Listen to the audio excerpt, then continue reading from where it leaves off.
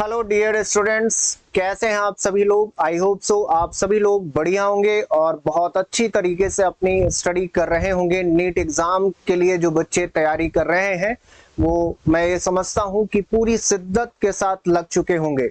जो लोग अभी हाल फिलहाल में नीट एग्जाम होने वाला है उसके लिए तैयारी कर रहे हैं, उनके लिए सबसे इंपॉर्टेंट बात यह है कि टाइम बहुत ज्यादा नहीं है, तो अपने हर एक मिनट का प्रॉपर यूटिलाइजेशन करें, सारे कॉन्सेप्ट क्लियर करें और मैक्सिमम क्वेश्चन की प्रैक्टिस करें और मिस्टेक करने के चांसेस को पूरी तरीके से स्किप करें, क्योंकि आप जानते हैं कि उसमें नेगेटिव मार्किंग भी है।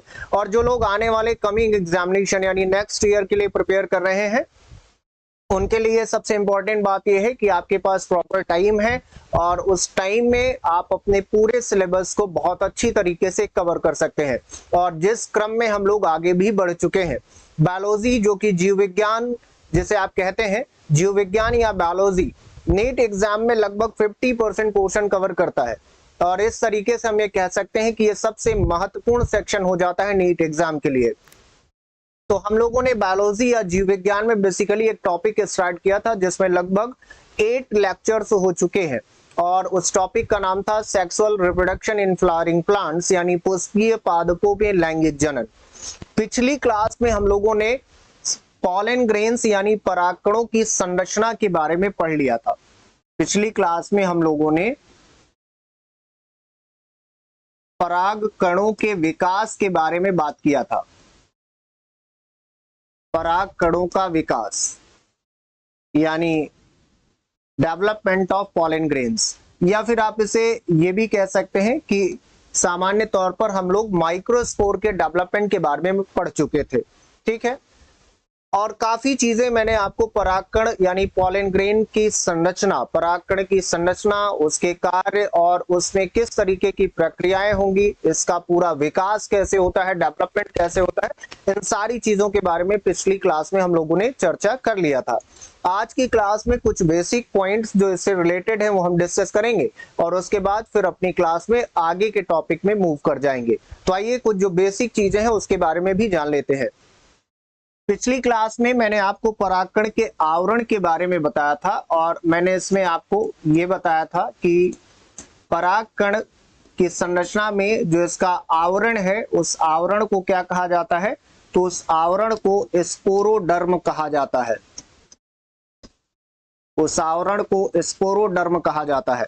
और मैंने आपको यह भी बताया था कि स्पोरोडर्म की अगर बात किया जाए तो स्पोरोडर्म के पूरी संरचना में सामान्य तौर पर 2 परतें या 2 लेयर्स उपस्थित होती है। और ये 2 परतें कौन कौन सी हैं, तो एक बाह्य परत जिसे हम लोग क्या कहते थे, तो उसे हम लोगों ने एक्साइन कहा था। एक्साइन कहा था जिसे हिंदी में बाह्य चोल कहा जाता है, एक्साइन या बाह्य चोल। और दूसरा आंतरिक परत है जिसे एंटाइन कहा जाता है, एंटाइन या अंतःचोल जिसे आप कह सकते हैं। तो एक्साइन और एंटाइन के बारे में लगभग सारी चीजें हम लोगों ने काफी डेप्थ में जाकर के स्टडी कर लिया था इससे पहले वाली क्लास में। ठीक, अब यहाँ पे कुछ बेसिक पॉइंट्स हैं इस रिलेटेड जिसके बारे में हम लोग यहाँ पे बात करने वाले हैं। सबसे इंपॉर्टेंट बात यह है कि मैंने आपको ये बताया था, एक्साइन की संरचना के साथ साथ मैंने आपको ये बताया था कि एक्साइन जो है वो सामान्य तौर पर काफी थिक लेयर है, यानी काफी मोटी परत है। ये बहुत ही ज्यादा थिक लेयर है या मोटी परत है एक्साइन। ठीक, तो यहां पे अगर हम बात करते हैं एक्साइन की, तो एक मोटी परत है और सबसे बाह्य परत है। लेकिन ये बात हमेशा सत्य नहीं है। कुछ पर्टिकुलर स्थानों पर यानी कुछ स्पेसिफिक प्लेसेस पर, या आप कह सकते हैं कि कुछ निश्चित स्थान पर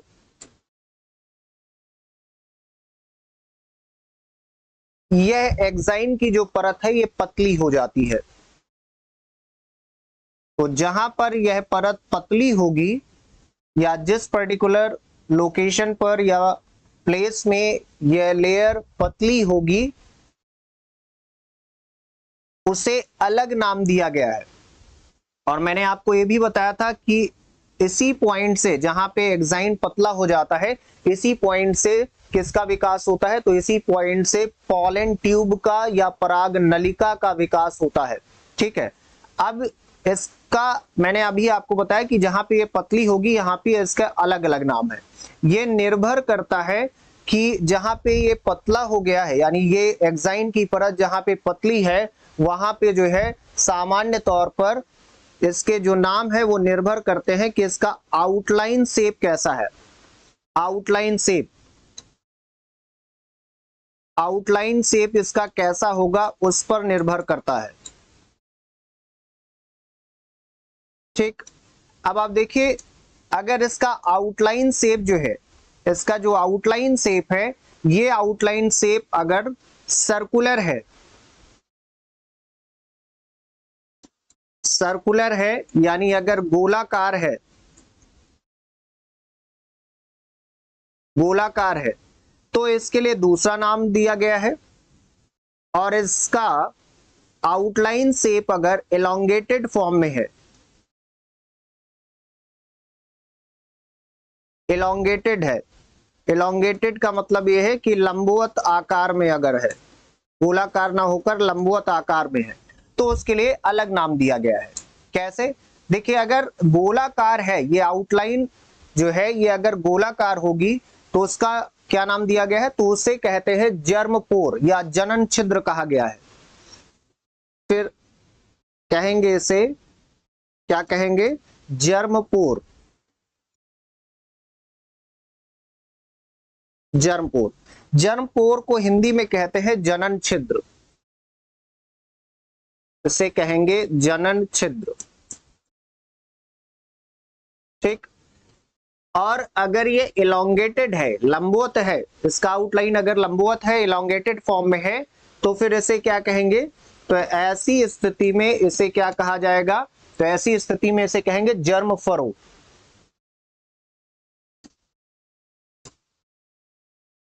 इसे कहा जाता है जर्म फरो।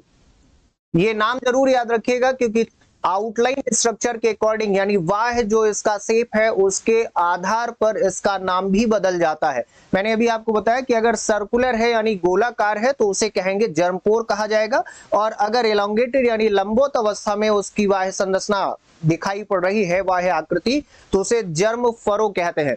जर्म फरो को हिंदी में क्या कहेंगे? इसको हिंदी में क्या कहेंगे? जैसे मैंने आपको बताया कि जर्मपोर को जनन छिद्र कहते हैं, तो उसी तरीके से जर्म फरो को क्या कहा जाएगा? तो इसे जननीय खांच कहा जाता है। क्या कहेंगे इसे? तो इसको कहेंगे जननीय खांच। फरो का मतलब होता है खांच। ठीक, जननीय खांच। अब ये सारी चीजें मैं आपको क्यों बता रहा हूं? देखिए, यहां पे मैंने एक चीज आपको ये बताई थी कि इन दोनों का इंपॉर्टेंस क्या है, ये जानना बहुत जरूरी हो जाता है। फर्स्ट ऑफ ऑल, अगर हम यहाँ पे जनन छिद्र की बात करें, तो जनन छिद्र वही स्थान है जहां से पराग नलिका का विकास होता है, या पराग नलिका जो है वो उत्पन्न होती है। तो याद रखिएगा कि पराग नलिका का विकास, पॉलन ट्यूब जर्मिनेशन जिसे आप कहते हैं, पराग नलिका का अंकुरण भी आप कह सकते हैं इसे। पराग नलिका का अंकुरण जो है वो इसी स्थान से होता है। कहां से होता है? जर्मपोर या जनन छिद्र से होता है। अब अगर हम बात करें जर्मफरो की, जननीय खांच की, तो जननीय खांच सामान्य तौर पर कहां पे होगा, कहां पे नहीं होगा? तो आप ये याद रखिएगा कि जो जर्मपोर वाली संरचना है, आप देख सकते हैं कि जो जर्मपोर या जनन छिद्र वाली संरचना है वो सामान्य तौर पर, यहां पे मैंने लिखा भी था कि एक बीजपत्री में जनन छिद्र अनुपस्थित होते हैं। ठीक, ये आप देखिए बहुत ही इंपॉर्टेंट पॉइंट है, एक बीजपत्री पादपों में। तो ये जो जर्मपोर है या जनन छिद्र है, ये किस में उपस्थित होगा? द्विबीजपत्री पादपों में। ये हमेशा याद रखिएगा कि ये द्विबीजपत्री पादपों में, डाइकोटिलेडन्स में, द्विबीजपत्री पादपों में उपस्थित होगा। जैसे आम किसमें आएगा? द्विबीजपत्री में आएगा। तो आम वगैरह में, इन सारी चीजों में इस तरीके के पादपों में जनन छिद्र उपस्थित होता है। लेकिन एक बीजपत्री पादप की अगर बात किया जाए तो याद रखिएगा कि एक बीजपत्री पादपों में जनन छिद्र अनुपस्थित होता है। एक बीजपत्री में अनुपस्थित होता है, जैसे गेहूं, जौ, धान, मक्का जिसे आप कहते हैं, ये सभी एक बीजपत्री है। तो एक बीजपत्री में जनन छिद्र या जर्मपोर अनुपस्थित होता है, और उपस्थित किसमें होगा? द्विबीजपत्री पादपों में। यहां से डायरेक्टली क्वेश्चन पूछे जाते हैं, याद रखिएगा। अब अगर हम बात करते हैं जर्म फरो की, देखिए यहां पे अगर जर्म फरो की बात किया जाए तो बेटा जर्म फरो की अगर बात किया जाए, जिसे आप जननीय खांच कहते हैं, जननीय खांच उपस्थित होगा किसमें? एक बीजपत्री पादपों में। एक बीजपत्री में क्या पाया जाएगा? जननीय खांच, ठीक। और द्विबीजपत्री में क्या होगा? तो द्विबीजपत्री में क्या पाया जाएगा? जर्मपोर पाया जाएगा, ठीक। ये बेसिक डिफरेंस है यहाँ पे जो आपको याद रखना है।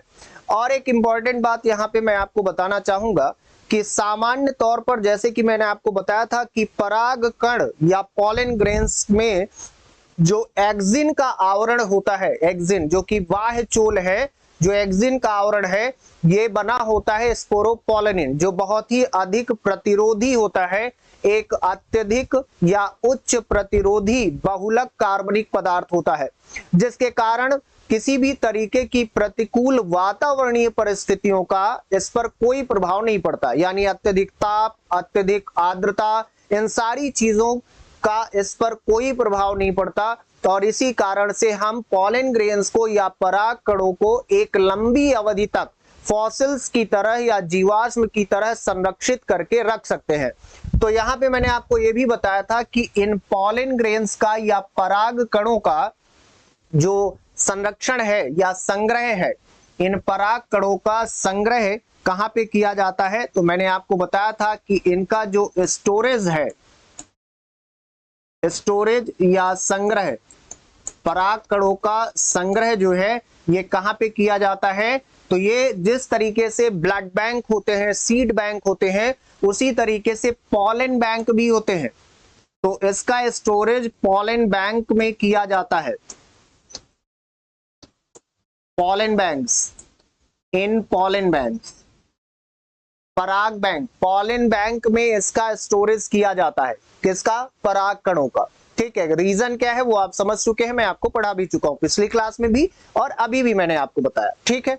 अब दूसरी बात यह है कि पराग कणों की सबसे महत्वपूर्ण बात यह है कि जो पराग कण है, ये पराग कण या पॉलन ग्रेन जो है, ये अत्यधिक पोषक होते हैं, यानी rich source of the nutrients, पोषक पदार्थों के एक बहुत बड़े स्रोत होते हैं। याद रखिएगा, पोषक तत्वों के उच्च स्रोत होते हैं।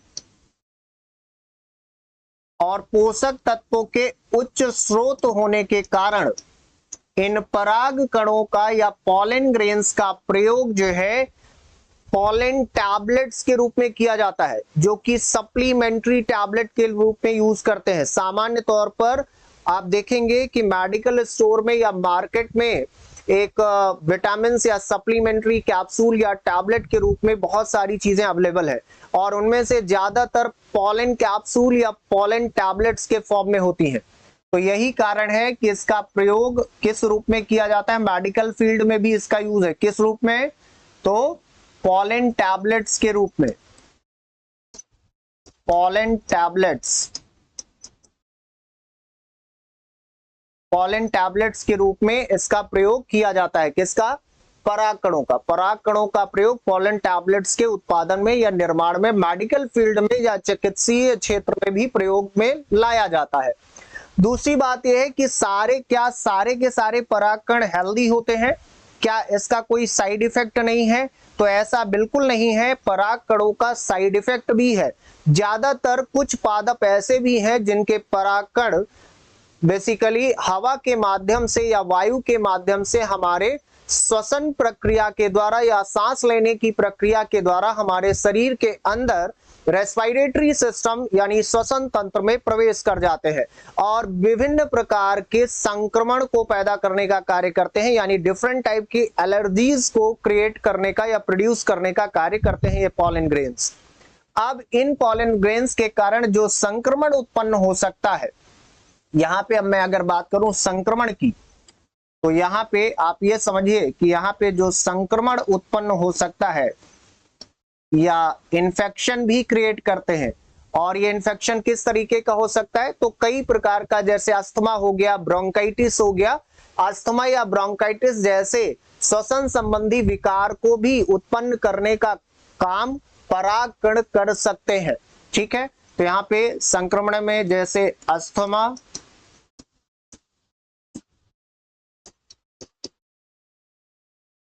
ब्रोंकाइटिस, ठीक है, ऐसी कई सारे एलर्जीज हैं, श्वसन संबंधी विकार जो कि परागकणों के कारण उत्पन्न हो सकते हैं। चलिए अब आगे आप देखते हैं। दूसरी चीज है कि मैंने आपको बताया कि परागकणों का संग्रह जो है, परागकणों का संग्रह या पॉलन ग्रेन्स का जो स्टोरेज है, ये परागकणों का संग्रह कहां पे किया जाता है? तो परागकणों का जो संग्रह है ये किया जाता है पॉलन बैंक्स में।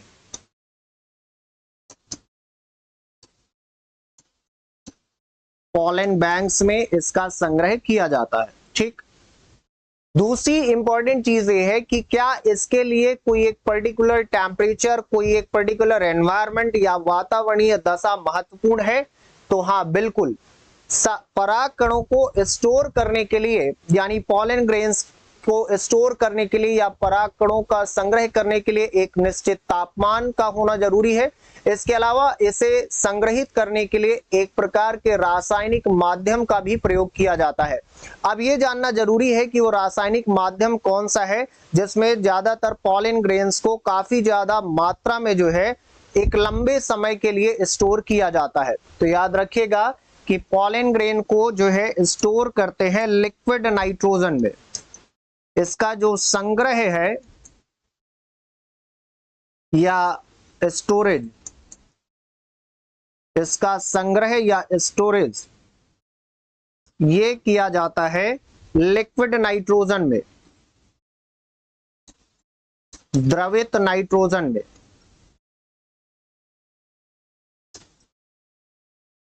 इसका संग्रह द्रवित नाइट्रोजन में किया जाता है या लिक्विड नाइट्रोजन में किया जाता है। यह बहुत ही इंपॉर्टेंट पॉइंट है, इसे जरूर याद रखिएगा।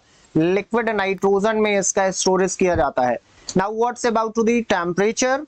तो भी इसके लिए एक निश्चित तापमान का होना भी आवश्यक है। और किस टेम्परेचर में इसे स्टोर करते हैं? तो इसके लिए जो एक फिक्स टेम्परेचर है वो बहुत ही बिलो टेम्परेचर होता है, बहुत ही न्यूनतम तापमान में इसे स्टोर किया जाता है, दैट इज -196 डिग्री सेल्सियस। तो इसके लिए जो तापमान है वो कितना है? That is -196 degree Celsius. -196 -196 degree Celsius के तापमान में परागकणों का संग्रह किया जाता है। यह भी आप याद रखिएगा। क्लियर है यहां तक? चलिए, तो जनरली ये सारी बेसिक चीजें हम लोगों ने यहाँ पे डिस्कस कर लिया है। अब हम बात करने वाले हैं यहाँ पे कि पॉलन ग्रेन्स के प्रोसेस के बारे में भी या परागकणों के विकास के क्रम के बारे में भी बात करेंगे। आइए देखिए, परागण पूर्व विकास यानी पॉलिनेशन के पहले क्या डेवलपमेंट होते हैं या किस तरीके का विकास होता है, इसके बारे में आपको पढ़ना है। यानी प्री पॉलिनेशन डेवलपमेंट, पॉलिनेशन के पहले क्या क्या विकास होंगे, किस तरीके की चीजें डेवलप होती हैं, इसके बारे में बात करेंगे। तो पहला कॉन्सेप्ट तो हमें यह समझना पड़ेगा कि पॉलिनेशन या परागण के लिए क्या आवश्यक है। ये हमें बेहतर पता है कि परागण या पॉलिनेशन जो है वो पुष्पीय पादपों में होने वाली यानी फ्लावरिंग प्लांट्स में होने वाली एक प्रकार की लैंगिक जनन की प्रक्रिया है, यानी एक तरीके का सेक्सुअल रिप्रोडक्शन का प्रोसेस है। अब अगर यहां पे मैं मेंशन कर रहा हूं कि यह एक तरीके की लैंगिक जनन की प्रक्रिया है, ध्यान से समझिएगा यहां पे। जैसे परागण या पॉलिनेशन की अगर हम बात करते हैं तो ये परागण है क्या, तो पुष्पीय पादपों में होने वाली लैंगिक जनन की प्रक्रिया है ना। पुष्पीय पादपों में यानी फ्लावरिंग प्लांट्स में या एंजियोस्पर्म में, पुष्पीय पादपों में होने वाली कैसी प्रक्रिया है, तो लैंगिक जनन की प्रक्रिया है, लैंगिक जनन की प्रक्रिया है। सेक्सुअल रिप्रोडक्शन का प्रोसेस है जो कि किसी एंजियोस्पर्म या फ्लावरिंग प्लांट में होता है। अब यहां पे अगर मैंने ये मेंशन किया कि ये जो है एक तरीके का कैसा प्रोसेस है, लैंगिक जनन की प्रक्रिया है, तो लैंगिक जनन की अगर प्रक्रिया है तो इसके लिए दो चीजें रिक्वायर्ड होंगी। दो चीजें हैं जो बहुत ही इंपॉर्टेंट हैं लैंगिक जनन की प्रक्रिया के लिए। क्या दो चीजें हैं जो आवश्यक होंगी, एक नर युग्मक और दूसरा मादा युग्मक। तो यहां पे दो चीजें आवश्यक हैं इस प्रक्रिया के लिए। सबसे पहले तो आवश्यक है नर युग्मक यानी मेल गैमेट, और दूसरा आवश्यक हो जाता है मादा युग्मक यानी फीमेल गैमेट। अब चूंकि हम बात कर रहे हैं किसके बारे में, पुष्पीय पादपों के बारे में, यानी एंजियोस्पर्म या फ्लावरिंग प्लांट्स के बारे में बात कर रहे हैं, है ना। तो यहां पे नर युग्मक और मादा युग्मक के रूप में किसका विकास होता है, तो ये भी आप जानते हैं कि यहाँ पे नर युग्मक के रूप में डेवलपमेंट होता है किसका, पराग कणों का। आप पढ़ भी चुके हैं कि परागकण ही वास्तविक नर युग्मक होते हैं, परागकण या पॉलन ग्रेन्स जो कि नर युग्मक होंगे। और मादा युग्मक की अगर बात किया जाए, फीमेल गैमेट की, तो मादा युग्मक क्या होते हैं, तो जो ओव्यूल हैं, बेसिकली ओव्यूल जिसे आप बीजांड कहते हैं, ठीक है,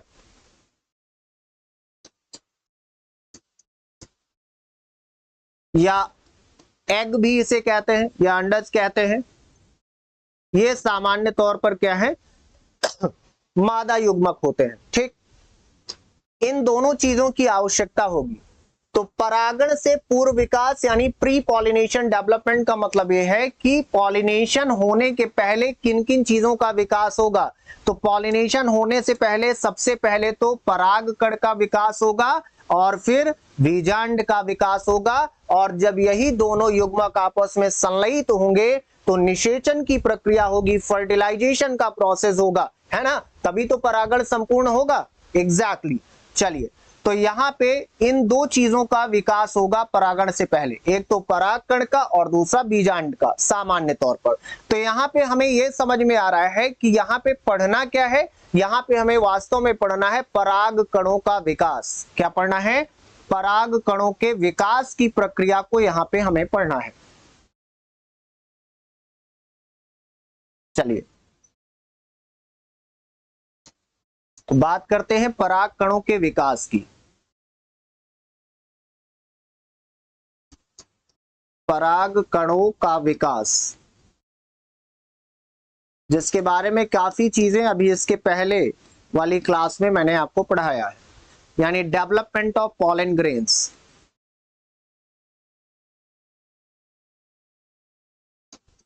डेवलपमेंट ऑफ पॉलन ग्रेन्स,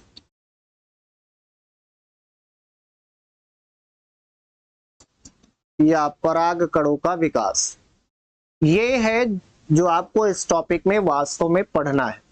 क्योंकि मैंने आपको पहले ही बताया कि हमें पढ़ना क्या है ये जरूर पता होना चाहिए। एग्जैक्टली, ठीक है। तो पराग कणों का जो विकास है या डेवलपमेंट है ये किस तरीके से होगा, इसके बारे में जानना है अगर, तो आपको ये शुरुआत से समझना पड़ेगा। हालांकि बेसिक चीजें मैं पहले ही सारी चीजें आपको इससे पहले वाली क्लास में बता चुका हूं, उसे देख लेना एक बार तो आपको क्लियर हो जाएगा। देखिए, शुरुआत में सबसे पहले होता क्या है कि पॉलिन ग्रेन या पराग कण के अंदर का जो प्रोटोप्लास्ट है, याद रखिएगा, पराग कणों के अंदर का जो प्रोटोप्लास्ट है, ठीक है, वो प्रोटोप्लास्ट शुरुआत में कैसा होता है और फिर लिबरेशन के टाइम में कैसा होता है, ये आपको पता होना चाहिए। ठीक, तो जैसे ही परागकण परिपक्व होते जाते हैं या मैच्योर हो जाते हैं, तो याद रखिएगा कि पराग कणों का प्रोटोप्लास्ट जो है, पराग कणों में जो प्रोटोप्लास्ट उपस्थित है, वो प्रोटोप्लास्ट शुरुआत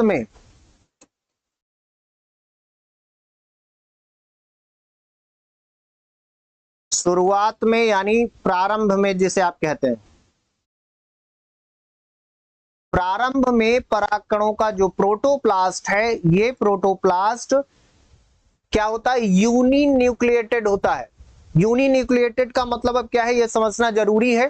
तो यूनिन्यूक्लिएटेड का मतलब ये है कि ये जो है एक केंद्रीय होता है। क्या होता है, एक केंद्रीय होता है। तो शुरुआत में परागकणों का प्रोटोप्लास्ट जो है वो एक केंद्रीय होता है, एक केंद्रीय यानी यूनिन्यूक्लिएटेड या यूनिन्यूक्लिएट, एक केंद्रीय होता है। ये कब होगा, फिर से आपको बता दे रहा हूं, तो ये होता है स्टार्टिंग में, बिगनिंग में। स्टार्टिंग में जब परागकण आप देखेंगे तो शुरुआती में या प्रारंभिक समय में परागकणों का प्रोटोप्लास्ट कैसा होगा, तो एक केंद्रीय होता है यानी यूनिन्यूक्लिएटेड होता है। लेकिन बाद में इसमें परिवर्तन हो जाता है। फिर क्या होगा, लिबरेशन के समय, लिबरेशन का मतलब जब परागकण पृथक हो रहे होते हैं, मुक्त हो रहे होते हैं, तो at the time of liberation यानी मुक्त होते समय, जब ये एंथर से मुक्त होते हैं,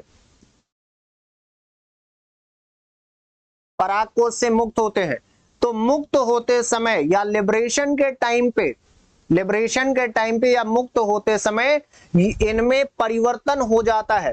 और ये कैसे दिखाई पड़ते हैं, तो लिबरेशन के टाइम में या मुक्त होते समय यही परागकण जो है वो 2 to 3 सेल्ड कंडीशन में आ जाते हैं, यानी 2 से 3 कोशिकीय अवस्था में हो जाते हैं।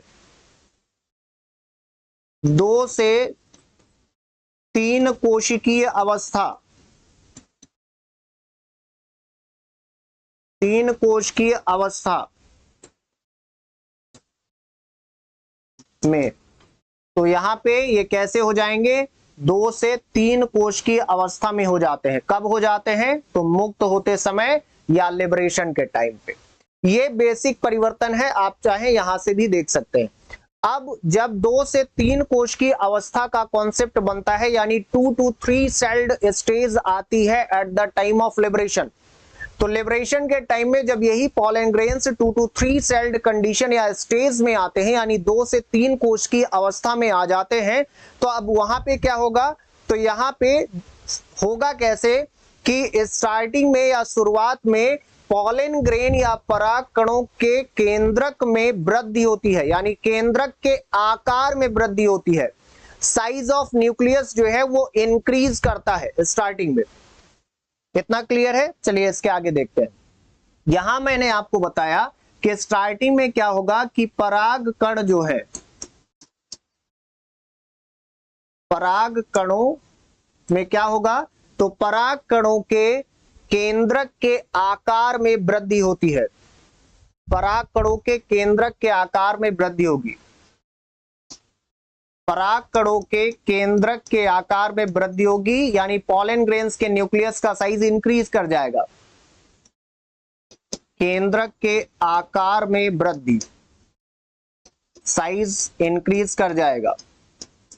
अब जैसे ही न्यूक्लियस का साइज इंक्रीज करेगा, ठीक है, इसको आप ऐसे समझिए, मैं डायग्राम से भी आपको समझाता चल रहा हूं। मान लेते हैं कि ये पॉलन ग्रेन है या पराग कण है, ठीक, और इस पराग कण में ये इसका आवरण है, ये इसका आवरण हो गया, जिसे आप स्पोरोडर्म कहते हैं, ठीक है। इस पराग कण के अंदर का जो ये केंद्रक है, ये केंद्रक जो है, इस केंद्रक के आकार में क्या होगा, तो इस केंद्रक के आकार में यहाँ पे इंक्रीज होगा, यानी ये केंद्रक या न्यूक्लियस का साइज जो है ये धीरे धीरे करके इंक्रीज करेगा, यानी वृद्धि करेगा। इस तरीके से इंक्रीज होगा, वृद्धि करेगा। ठीक, अब जैसे ही इसके केंद्रक के आकार में वृद्धि होगी तो आप समझते ही हैं कि अब यहाँ पे कहीं ना कहीं कोशिका विभाजन की प्रक्रिया होने वाली है। और बिल्कुल सही बात है कि जैसे ही केंद्रक का आकार यहाँ पे बढ़ेगा वैसे ही अब यह परागकण जो है, ये परागकण जो है यह समसूत्री कोशिका विभाजन की प्रक्रिया से गुजरता है। किस तरीके से, तो यहाँ पे अब ये होगा, इसके बाद क्या होगा, इसमें समसूत्री कोशिका विभाजन होगा, यानी माइटोटिकली डिवाइड होगा। ये समसूत्री कोशिका विभाजन, माइटोटिकली डिवाइड होगा पॉलन ग्रेन सेल यहां पे। अब जैसे ही समसूत्री कोशिका विभाजन होगा तो आपको पता है कि समसूत्री कोशिका विभाजन या mitosis type of cell division में जितने number of chromosomes mother cell में होते हैं उतने ही number of chromosome daughter cells में होते हैं। यानी मात्र कोशिका में जितनी संख्या गुणसूत्रों की होगी, कोशिका विभाजन के बाद जो संतति कोशिकाएं बनेंगी उन संतति कोशिकाओं में भी उतने ही गुणसूत्र हो जाते हैं। तो इस तरीके से समसूत्री कोशिका विभाजन से जब यह परागकण गुजरता है केंद्रक के आकार में वृद्धि के पश्चात, तो यहाँ पे सामान्य तौर पर दो प्रकार की कोशिकाएं उत्पन्न होती है, यानी दो कोशिकाएं उत्पन्न होंगी यहाँ पे। आइए देखते हैं दो कोशिकाएं उत्पन्न होंगी किस तरीके से। तो यहाँ पे जब ये सेल डिवीजन होगा, समसूत्री विभाजन होगा, मैं फिगर से भी आपको समझा दे रहा हूं क्लियर हो जाए जिससे। तो समसूत्री विभाजन होगा तो यहां पे समसूत्री विभाजन से दो संतति कोशिकाएं बनेंगी, दो संतति कोशिकाएं, यानी दो डॉटर सेल उत्पन्न होंगी, दो डॉटर सेल प्रोड्यूस होंगी, यानी दो संतति कोशिकाओं का उत्पादन होगा। ठीक है, चलिए अब इनमें जो दो संतति कोशिकाएं उत्पन्न होंगी उनमें से एक कोशिका बड़े आकार की होगी और दूसरी कोशिका छोटे आकार की होगी। ये आप याद रखिएगा, एक बड़ी कोशिका होगी, बिगर साइज की सेल होगी, और दूसरी जो है छोटी कोशिका होगी, स्मॉल साइज की सेल होगी। ठीक, यानी जैसे ही समसूत्री कोशिका विभाजन होगा तो यहाँ पे एक बड़े आकार की कोशिका उत्पन्न होगी और एक छोटे आकार की कोशिका उत्पन्न होगी। ठीक है, चलिए यहाँ पे जो बड़े आकार की कोशिका है और एक जो छोटे आकार की कोशिका है, इन दोनों को अलग अलग नाम दिया गया है क्योंकि इनके फंक्शन भी या कार्य भी अलग अलग है। बड़े आकार की जो कोशिका है उसे वेजिटेटिव सेल या ट्यूब सेल कहते हैं। जो बड़े आकार की कोशिका है उसे वेजिटेटिव सेल कहा जाता है, वेजिटेटिव सेल कहते हैं इसे, या इसी को ट्यूब सेल भी कह दिया जाता है, ट्यूब सेल। ठीक है, ये बड़े आकार की कोशिका है, वेजिटेटिव सेल या ट्यूब सेल, जिसे वनस्पति कोशिका भी कहा जाता है। इसी को वनस्पति कोशिका या वर्धी कोशिका भी कहा जाता है। याद रखिएगा कि इसी को वनस्पति कोशिका या वर्धी कोशिका भी कहा जाता है, वनस्पति या वर्धी कोशिका। हिंदी में इसे वनस्पति या वर्धी कोशिका कहते हैं। ठीक है, अब दूसरी कोशिका जो है, तो जो दूसरी कोशिका है वो होती है generative cell, generative cell, generative cell. Generative cell को क्या कहा जाता है हिंदी में, तो जनरेटिव सेल नाम से ही लग रहा है, इसे जनन कोशिका कहा जाता है या इसे कहते हैं जनन कोशिका। जनन कोशिका इसे कहा जाता है, जनरेटिव सेल या जनन कोशिका कहा जाएगा। तो यहाँ पे जो जनन कोशिका है, ये जनन कोशिका हो गई एक, और एक वेजिटेटिव सेल यानी वनस्पति या वर्धी कोशिका हो गई। और यहाँ मैंने आपको ये बताया ही है कि जो वर्धी कोशिका यानी वेजिटेटिव सेल है, ये बड़े आकार की होगी, बिगर इन साइज, आकार में बड़ी होगी, जबकि जनरेटिव सेल की बात किया जाए तो ये स्मॉलर होगी, स्मॉल इन साइज, छोटे आकार की कोशिका होगी। ठीक, ये बेसिक डिफरेंस है यहाँ पे। इस तरीके से आप देखिए कि यहाँ पे परागकण की कोशिका या पॉलन ग्रेन की सेल किस तरीके से डेवलप हो रही, किस तरीके से उसमें कोशिका विभाजन के द्वारा दो अलग अलग प्रकार की कोशिकाओं का निर्माण यहाँ पे हो रहा है। क्लियर है यहाँ पे? चलिए अब यहाँ पे आप समझिए कि जो वेजिटेटिव सेल है, जो वेजिटेटिव सेल है, इस वेजिटेटिव सेल का क्या काम है, क्या इंपॉर्टेंस है, इसके बारे में समझते हैं। देखिए यहां पे अगर मैं बात करता हूं वेजिटेटिव सेल की,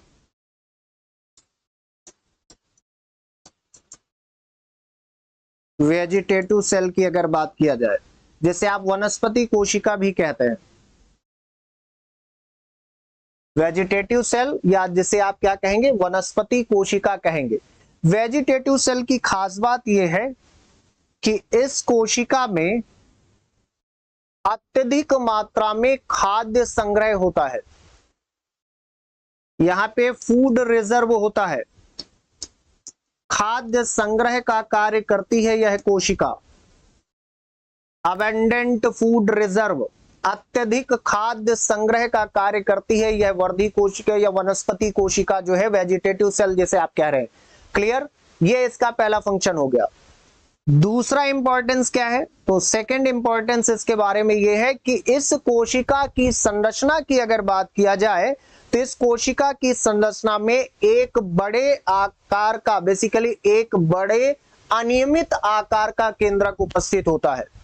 मतलब उसका कोई निश्चित आकार नहीं होता है। इस कोशिका में जो केंद्रक होगा उस केंद्रक का कोई निश्चित आकार नहीं होता। तो बड़ा एवं अनियमित, इरेगुलर जिसे आप कहते हैं, अनियमित आकार का केंद्रक। तो इस कोशिका का जो केंद्रक है वो साइज में बड़ा होगा, लेकिन उसका कोई फिक्स शेप नहीं होगा, इसीलिए उसे इरेगुलर शेप का मानते हैं हम, या अनियमित आकार का मान लेते हैं। ठीक, ये तो था वेजिटेटिव सेल के बारे में, यानी वनस्पति कोशिका के बारे में था। अब इसके बाद हम बात करते हैं जनरेटिव सेल की। अब यहां पे बात करते हैं जनरेटिव सेल की। जनरेटिव सेल जिसे आप जनन कोशिका भी कहते हैं,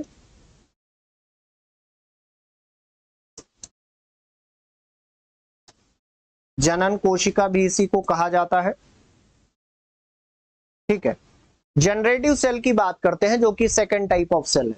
ठीक है, जनरेटिव सेल सबसे ज्यादा महत्वपूर्ण है इन दोनों संतति कोशिकाओं में, जो अभी यहाँ पे परागकण की कोशिका विभाजन के द्वारा निर्मित हुई है, जो कि काफी छोटे आकार की है। तो जनरेटिव सेल की अगर बात किया जाए तो जनरेटिव सेल का जो बेसिकली आकार है वो आकार जो है स्पिंडल शेप्ड होता है। कैसा होता है? स्पिंडल शेप्ड होता है। इसका आकार जो है स्पिंडल शेप्ड होता है। ठीक है,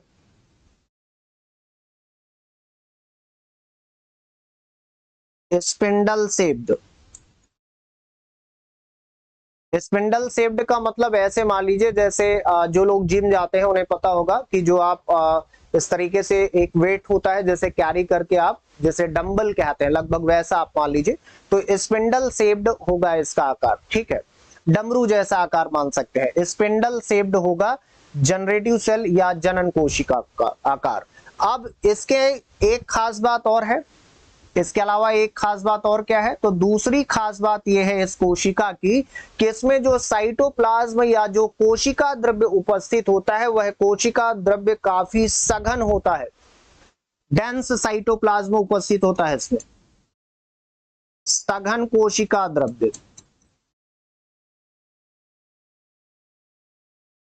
सघन कोशिका द्रव्य उपस्थित होता है, इसमें काफी डेंस साइटोप्लाज्म प्रेजेंट होगा। अब यहाँ पे अगर इसके केंद्रक की बात किया जाए यानी इसके न्यूक्लियस की बात किया जाए तो इसमें भी यानी इस कोशिका के अंदर भी आपको एक केंद्रक दिखाई पड़ेगा, इसमें भी केंद्रक उपस्थित होता है, एक केंद्रक उपस्थित होता है इस कोशिका में, एक केंद्रक उपस्थित होगा। क्लियर यहां तक? चलिए अब यहां पे सबसे इंपॉर्टेंट बात यह हो जाती है कि लगभग जितने भी पुष्पीय पादप हैं यानी जितने भी फ्लावरिंग प्लांट्स हैं या एंजियोस्पर्म हैं, उनकी अगर बात किया जाए तो दुनिया में जितने भी पुष्पीय पादप हैं उनमें से 60% ऐसे पुष्पीय पादप हैं या एंजियोस्पर्म हैं जिनमें 2 सेल्ड स्टेज पाई जाती है यानी 2 कोश की अवस्था पाई जाती है परागकणों में। ठीक है, ये बहुत ही महत्वपूर्ण पॉइंट है जो मैं आपको यहां पे बता रहा हूं, चाहे तो आप इसे नोट करके मेंशन कर लीजिएगा। यहां पे पहला पॉइंट तो ये है फर्स्ट पॉइंट ये है यहां पे कि 60% पुष्पीय पादपों में 60% पुष्पीय पादपों में यानी जितने भी पुष्पीय पादप या एंजियोस्पर्म हैं उनमें से 60% पुष्पीय पादपों की प्रजाति में जो है 2 कोशिकीय अवस्था का परागकण पाया जाएगा। इनमें जो है 2 कोशिकीय अवस्था का परागकण होगा, 2 कोशिकीय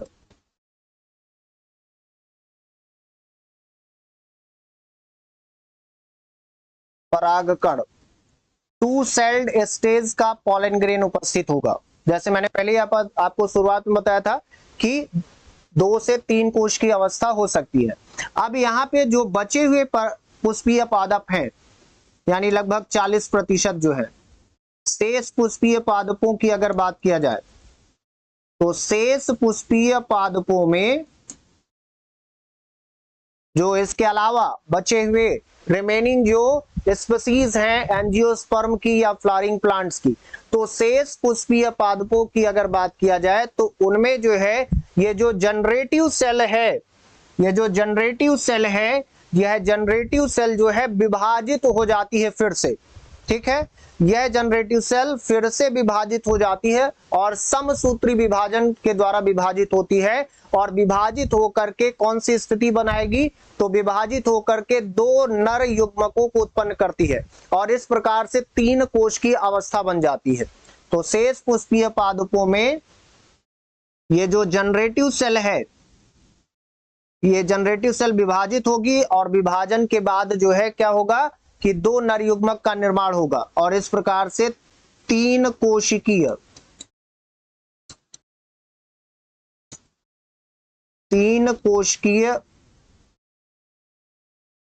परागकण की अवस्था दिखाई पड़ेगी। ठीक, क्लियर है?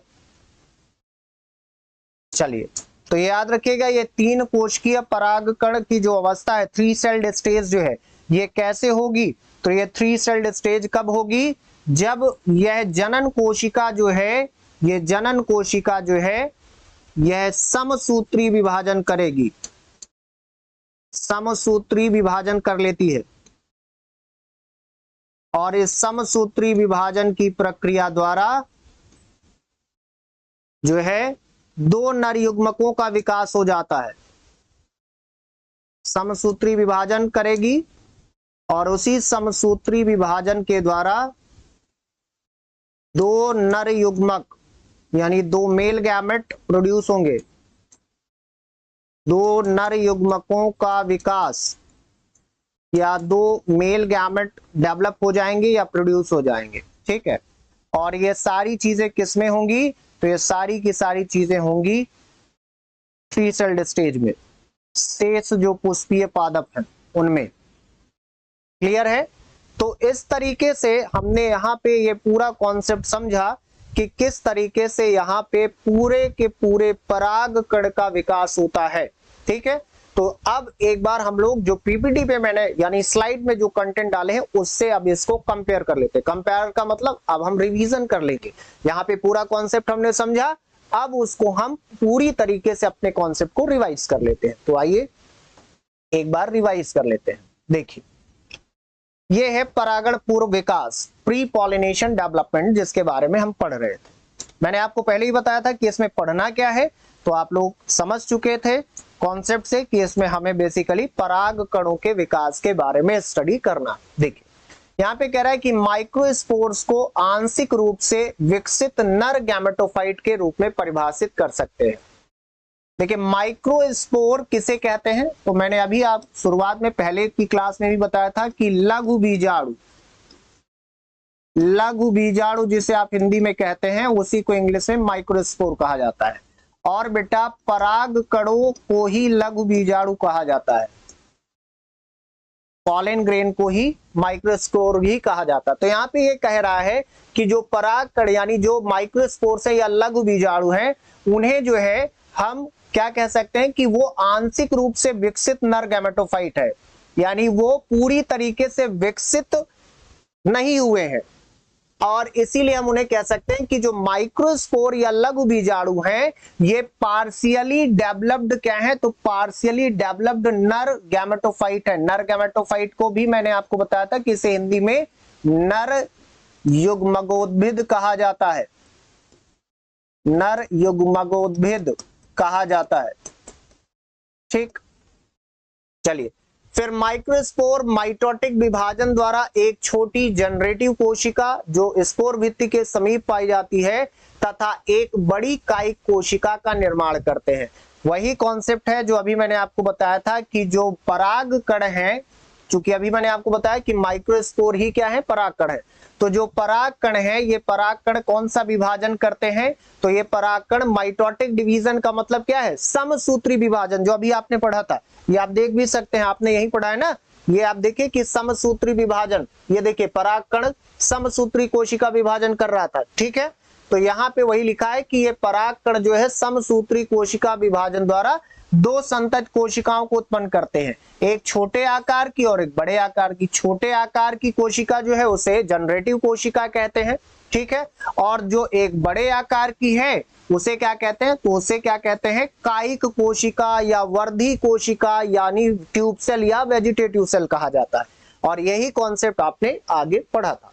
चलिए क्लियर, यही पूरा कॉन्सेप्ट आपने यहां तक स्टडी किया है।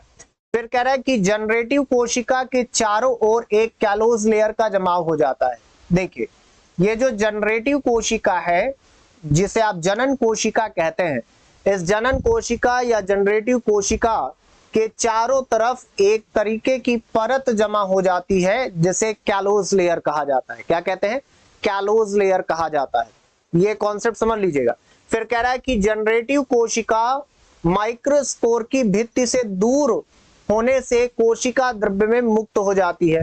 अब ये जो जनरेटिव कोशिका है यानी जनन कोशिका है, ये पराग कण की भित्ति से क्या होती है, काफी दूर होती है, और पराग कण की भित्ति से दूर होने के कारण ये किसमें फ्री हो जाती है, तो किसमें हो जाएगी, कोशिका द्रव्य में या साइटोप्लाज्म में, जिससे कैलोज की लेयर क्या हो जाती है, डिसॉल्व हो जाती है।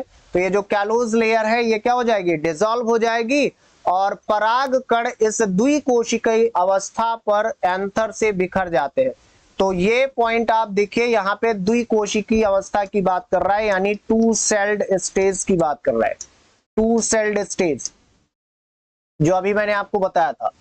और ये टू सेल्ड स्टेज किसमें होती है, ज्यादातर फ्लावरिंग प्लांट्स में 60% पुष्पीय पादपों में यही अवस्था पाई जाती है। ये मैं आपको बता भी चुका हूं, 60% पुष्पीय पादपों में, ठीक है। और इसके अलावा जो रिमेनिंग है उनमें भी मैं आपको बता चुका हूं कि जो रिमेनिंग है बचे हुए यानी शेष जो पुष्पीय पादप है उसमें 3 कोश की अवस्था पाई जाती है। तो यहां तक ये सारी चीजें हम लोगों ने डिस्कस कर लिया है, क्लियर है। यहां तक हम इस पूरे टॉपिक को कंफर्म कर चुके हैं। अब इसके बाद जो अपना टॉपिक आता है वो अगला टॉपिक आपका कौन सा आता है, तो नेक्स्ट टॉपिक आता है परागण के पश्चात विकास की बात कर रहा है, यानी पोस्ट पॉलिनेशन के बात कर रहा है। तो परागण के पश्चात क्या क्या डेवलपमेंट होंगे, यानी पोस्ट पॉलिनेशन डेवलपमेंट के बारे में पढ़ना है। तो अपनी नेक्स्ट क्लास में हम लोग उस टॉपिक को कवर करेंगे। आज के लिए इतना ही, फिर मिलेंगे। जय हिंद, जय भारत।